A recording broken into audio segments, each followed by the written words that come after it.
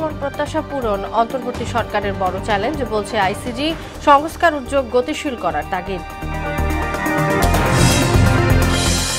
বড় জমায়েত নিয়ে কাকরাইলে মাওলানা সাতপন্থীরা, একসাথে জুমার নামাজ আদায়, দখল নয় পূর্ব নির্ধারিত কর্মসূচি পালনের দাবি।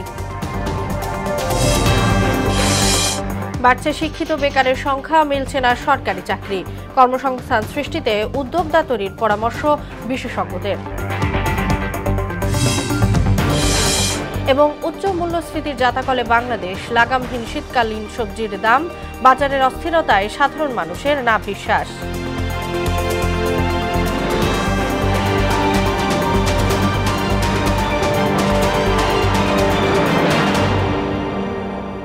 আসসালামু আলাইকুম, সবাইকে মোহনা সংবাদে স্বাগত। শুনছিলেন শিরোনাম, সঙ্গে আছি তাসনুভা বিনতে তাহের।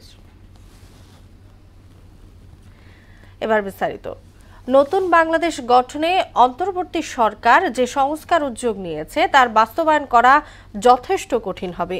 বিশেষ করে জনগণের আকাশ সমান প্রত্যাশা পূরণ করা সরকারের জন্য বিরাট চ্যালেঞ্জ হয়ে দাঁড়াবে।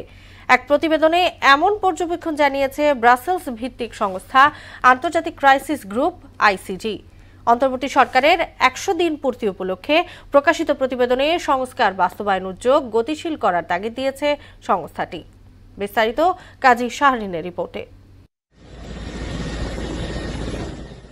ছাত্র জনতার অভ্যুত্থানের মুখে গত ৫ অগস্ট শেখ হাসিনা সরকারের পতন হয়। এরপর ৮ অগস্ট নোবেল বিজয়ী অর্থনীতিবিদ অধ্যাপক ডক্টর মোহাম্মদ ইউনূসের নেতৃত্বে অন্তর্বর্তীকালীন সরকার দায়িত্ব নেয়। দায়িত্ব নেওয়ার ১০০তম দিবসে অন্তর্বর্তী সরকারের সংস্কার পরিকল্পনা নিয়ে এই রিপোর্টটি প্রকাশ করে আইসিজি। প্রতিবেদনে বলা হয়, সংস্কার কর্মসূচির দিকে নজর দিতে চাইলে ডক্টর ইউনূসকে রাজনৈতিক ঐক্যমত বজায় রাখতে হবে। আওয়ামী লীগ বড় পরিসরে মাঠে না থাকায় বিএনপি এখন সবচেয়ে বড় হুমকি। তবে তারা সংস্কারের জন্য সরকারকে যৌক্তিক মাত্রায় সময় দেবে। শেখ হাসিনা বিরোধী আন্দোলনে জামায়াতে ইসলামী ও হেফাজতের গুরুত্বপূর্ণ ভূমিকা থাকায় এখন তাদের প্রভাবও বেড়েছে। এই অবস্থায় তাদের সঙ্গে আলোচনা করাটাও জরুরি বলে প্রতিবেদনে মত দেয়া হয়েছে। আইসিজি বলছে, অন্তর্বর্তী সরকারের জনগণের প্রত্যাশা ধরে রাখা সবচেয়ে বড় চ্যালেঞ্জ। জনসমর্থন ধরে রাখতে না পারলে অন্তর্বর্তী সরকারের কাছে হয়তো দ্রুত নির্বাচন দেওয়ার দাবি উঠতে পারে। এতে দেশটির ভবিষ্যৎ স্থিতিশীলতা ঝুঁকির মুখে পড়তে পারে বলেও প্রতিবেদনে আশঙ্কা প্রকাশ করা হয়। আন্তর্জাতিক সমর্থনকে সংহত করে ন্যায় বিচার নিশ্চিত করাও অন্তর্বর্তীকালীন সরকারের একটি চ্যালেঞ্জ হিসেবে দেখছে সংস্থাটি। মানবাধিকার লঙ্ঘনের ঘটনায় জড়িতদের বিচারের বিষয়টি অন্তর্বর্তী সরকারের সতর্কতার সঙ্গে বিবেচনা করতে হবে। অন্তর্বর্তীকালীন সরকারের জন্য একটি সুষ্ঠু ও গ্রহণযোগ্য নির্বাচন করা সবচেয়ে বড় চ্যালেঞ্জ হিসেবে দেখছে আইসিজি। প্রধান উপদেষ্টা ডক্টর মোহাম্মদ ইউনূস সবচেয়ে বেশি গুরুত্ব দিচ্ছেন এই বিষয়টিকে। কাজী শাহরিন, মোহনা সংবাদ। বড় জামায়াত নিয়ে কাকরাইল মার্কাজ মসজিদে জুমার নামাজ আদায় করলেন সাতপন্থীরা। ওয়াক্ত শুরু হওয়ার সঙ্গে সঙ্গে বেলা ১২টা ১০ নামাজ শুরু হয়ে শেষ হয় ১২:৩০। এর আগে সকাল থেকে কাকরাইলে মসজিদ প্রাঙ্গণে জড়ো হতে থাকে সাতপন্থীরা। তাদের দাবি, দখল নয় নির্ধারিত সময়সূচি অনুযায়ী তারা অবস্থান নিয়েছেন। মনিরুল ইসলামের রিপোর্ট। ২০১৭ সালে মাওলানা জুবায়ের ও ছাদপন্থীদের সংঘর্ষ সমাধানে হস্তক্ষেপ করে তৎকালীন সরকার। দুই গ্রুপের উপস্থিতিতেই একটি সমাধানও করা হয়। সমাধানের অংশ হিসেবে মাওলানা জুবায়ের পন্থীরা ৪ সপ্তাহ ও ছাদপন্থীরা ২ সপ্তাহ করে জুমার নামাজ আদায় করবে, এমন সমঝোতা হয়। এরই অংশ হিসেবে সকাল থেকেই রাজধানীর বিভিন্ন স্থান থেকে কাকরাইল মসজিদের সামনে জড়ো হয় ছাদপন্থী মুসল্লিরা। তবে কোনো দখল নয়, ৭ ডিসেম্বর সোহরাওয়ার্দী উদ্যানে ছাদপন্থীদের মহাসমাবেশের প্রচারণার অংশ হিসেবেই এসেছেন তারা। ৭ তারিখে একটা প্রোগ্রাম হয়েছে, আমাদেরকে কাকরাইলের চাবি আর কখনো দিবে না।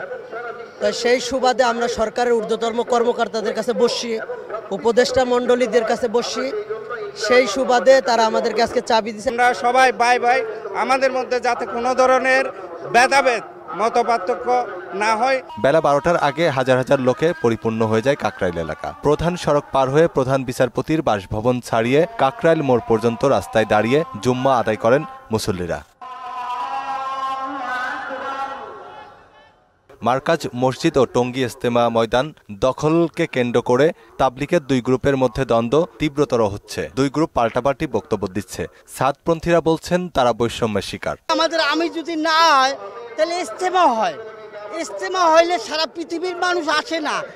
ইজতেমা, বিশ্ব ইজতেমা মানে হলো সারা পৃথিবীর মানুষ ইজতেমায় আসে।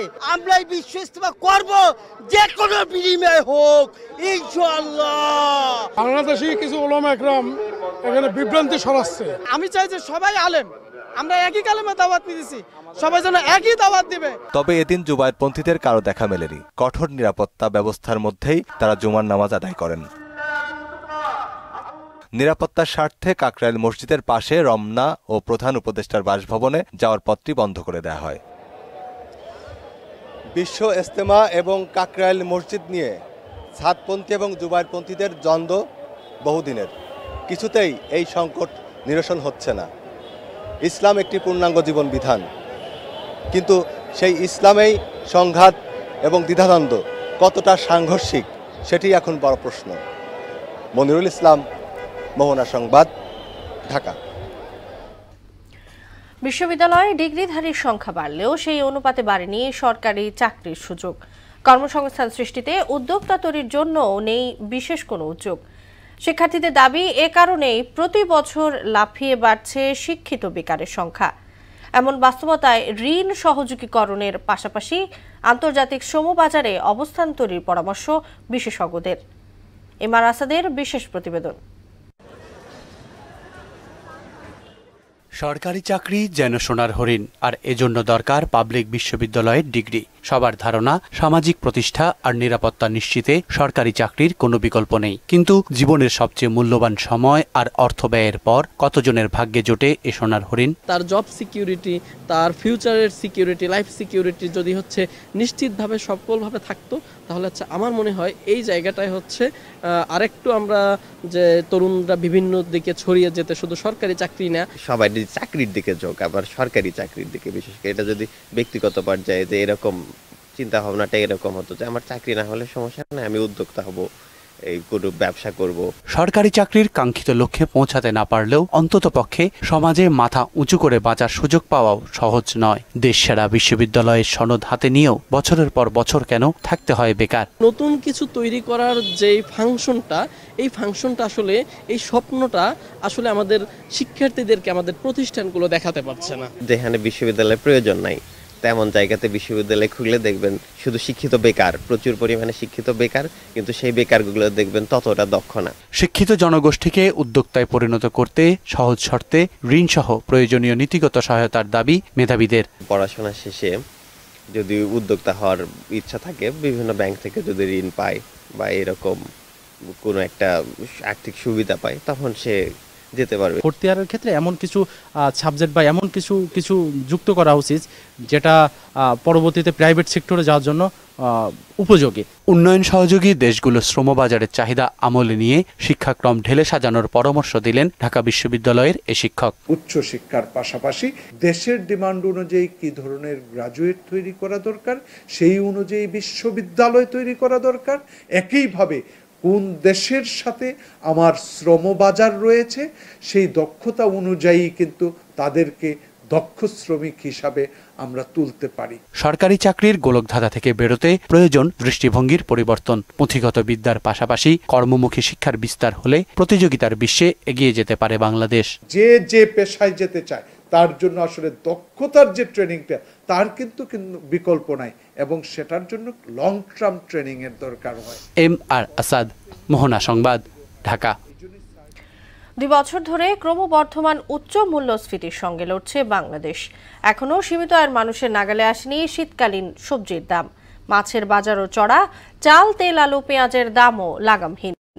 বাজারের এমন পরিস্থিতিতে সাধারণ মানুষের নাভিশ্বাস অবস্থা। তারা বলছেন, এখনও পুরনো সিন্ডিকেটের ভিত নাড়াতে পারেনি সরকার। উষা ফেরদৌসের প্রতিবেদন। লাউ শাকটা 20 টাকা, 20 টাকা আড়ি, আর 20 টাকা আড়ি বেচা হইছে, 15 টাকা আড়ি বেচা হইছে। কৃষকের এই 15 থেকে 20 টাকা লাউ শাক বাজারে ক্রেতা কিনছেন 60 টাকায়। লাউ শাকটা তো হওয়া উচিত ছিল 30 থেকে 40 টাকা, কিন্তু 60 টাকা চাচ্ছে। চারটা ফোড়াইলে একজনের দাঁড় বেশ, এরপর বড় হইলে আবার আরেকজনের দাঁড় বেশ, এরপর আবার যে সময় বেচার সময় ওই সময় আরেকজনের দাঁড় বেছে, এই জায়গায় নিয়ে আবার আরেকজনে বেশ। বাজারে থরে থরে সাজানো সব সবজিরই একই অবস্থা। পটল ঢেঁড়স 60 থেকে 80, বেগুন 60 থেকে 120, লাউ 60 থেকে 100, শিম 100 থেকে 120 টাকা। ফুলকপি বাঁধাকপি প্রতিটি বিক্রি হচ্ছে 40 থেকে 70 টাকায়। সবজির দাম এখনো কমে না, 100-120 টাকা কেজি সিম। জলপাই কৃষক বিক্রি করতেছে 15 টাকা কেজি, জলপাই এখানে 60 টাকা কেজি। ফুলকপি পাতাকপি তো এগুলো তো বাদই দিলাম। আলু আমদানিতে শুল্ক কমানো কিংবা পেঁয়াজ আমদানিতে কর হার প্রত্যাহারের কোনো প্রভাব নেই বাজারে। আলু বিক্রি হচ্ছে 70 টাকা কেজি দরে আর পেঁয়াজ 140 টাকায়। আলু 65 টাকা ছিল, আজকে শুনতেছি 70 টাকা, তা হাফ কেজির বেশি আর কি নিতে পারবো। পেঁয়াজ আমাদের দেশেরটা 140, যেটা ইম্পোর্ট হয়েছে 110, 115। মাঝারি চালের কেজি 59 থেকে 65 এবং মোটা চালের কেজি 52 থেকে 55 টাকা। গত 3 মাসে এই দুই জাতের চালের কেজিতে বেড়েছে 4 থেকে 9 টাকা। মিনিকেট আছে আপনার 74 টাকা, আর নাজিরা আছে 78 টাকা ভালোটা যেটা, আর বাসমতি আছে 95 টাকা। আমন চাইলে ওরা এক পর্যন্ত চালের দাম কমবে না। মাছের বাজারে এখনো যোগ বিয়োগ মেলাতে পারে না ক্রেতা। রোজগার স্থির থাকলেও বাজার অস্থির। এ অবস্থায় কেবল দীর্ঘশ্বাসেই ক্রেতার আর্তনাদের প্রকাশ।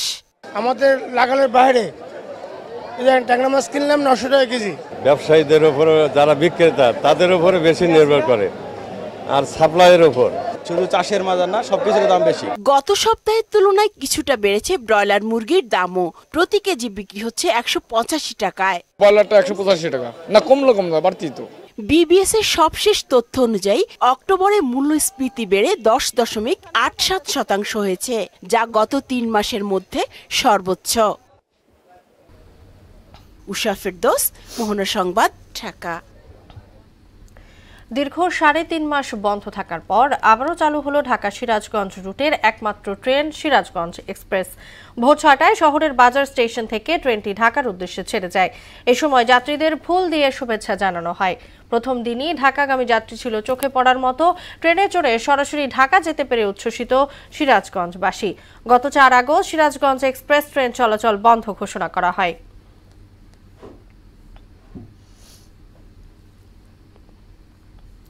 প্রাকৃতিক দুর্যোগের ভয়াল স্মৃতি বিজড়িত 15 নভেম্বর 2007 সালে স্মরণকালের ভয়ঙ্কর ঘূর্ণিঝড় সিডর তাণ্ডবে মৃত্যু উপত্যকায় পরিণত হয় দক্ষিণাঞ্চলের 30 জেলার 2 শতাধিক উপজেলা।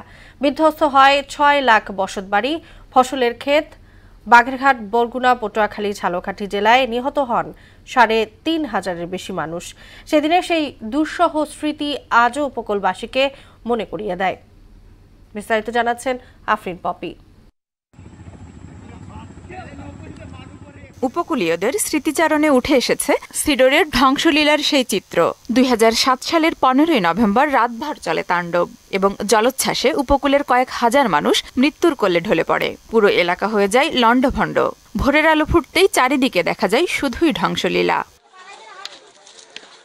বারবার ঘূর্ণিঝড়ের কবল থেকে দেশের উপকূলকে রক্ষা করে সুন্দরবন, টেংরাগিরি, শুভ সন্ধ্যা ও হরিণঘাটা সংরক্ষিত বনাঞ্চল। প্রতিটি ঘূর্ণিঝড়ে উপকূলের মানুষকে আগলে রাখতে ত্রাণকর্তা হিসেবে ভূমিকা রাখে এসব বনাঞ্চল। তবে প্রাকৃতিক দুর্যোগ ও বৃক্ষ নিধনের কারণে দিন দিন কমে আসছে এসব বনের আয়তন।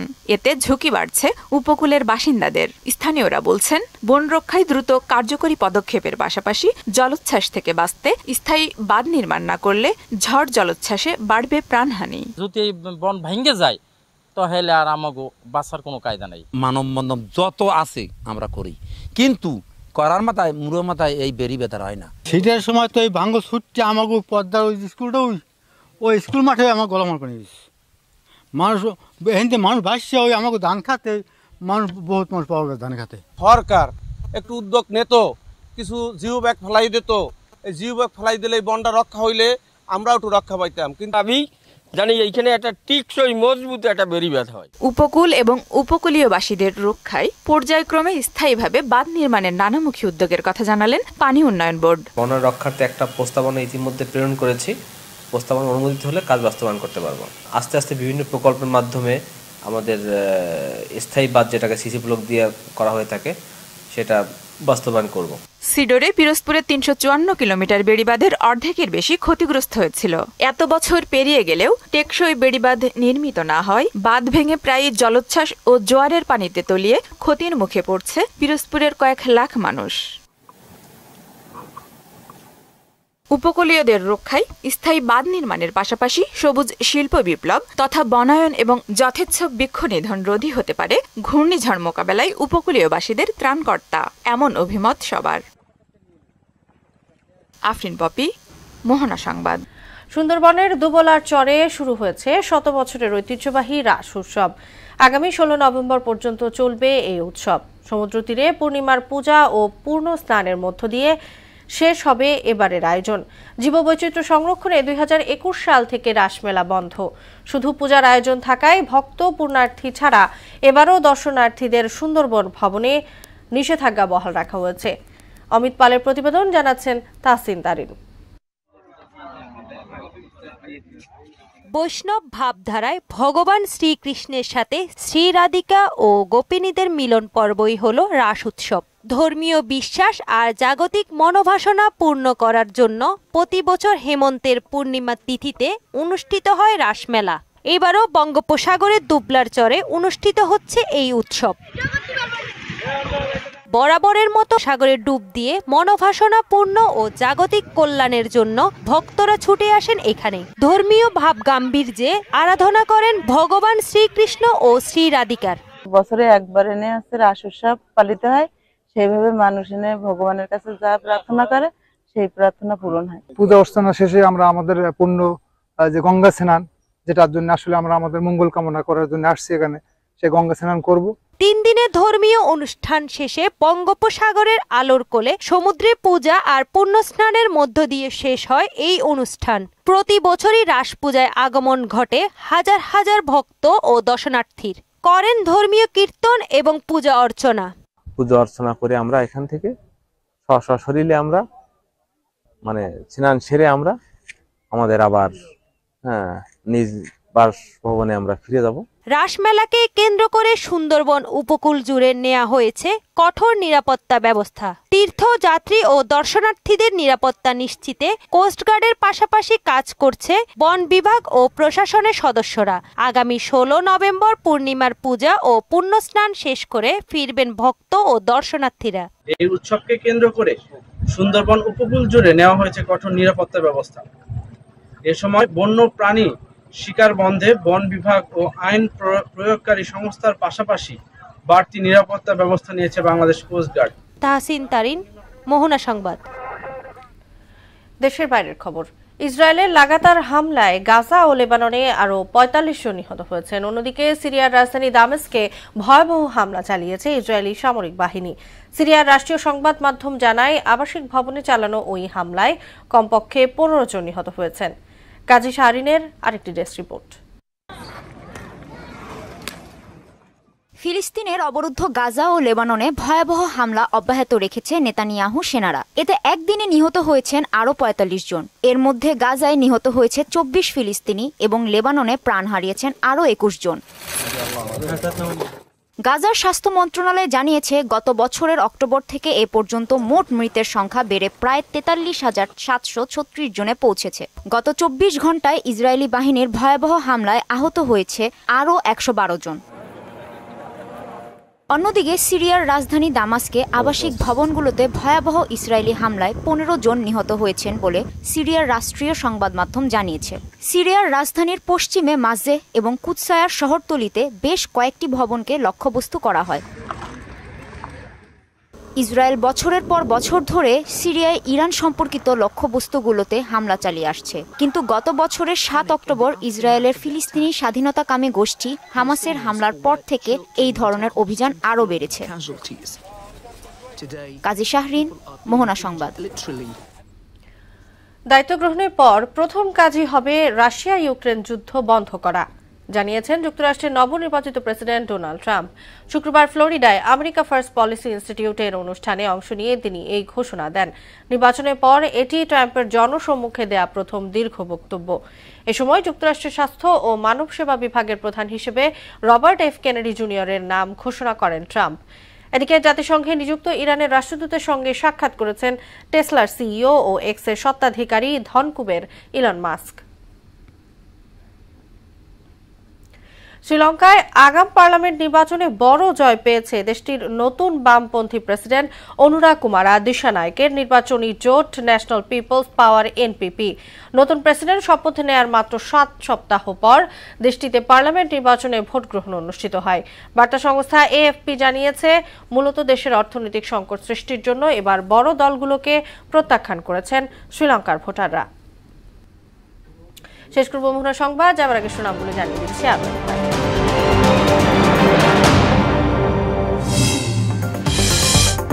জনগণের আকাশ সমান প্রত্যাশা পূরণ অন্তর্বর্তী সরকারের বড় চ্যালেঞ্জ, বলছে আইসিজি। সংস্কার উদ্যোগ গতিশীল করার তাগিদ। বড় জমায়েত নিয়ে কাকরাইলে মাওলানা সাদপন্থীরা একসাথে জুমার নামাজ আদায়। দখল নয়, পূর্ব নির্ধারিত কর্মসূচি পালনের দাবি।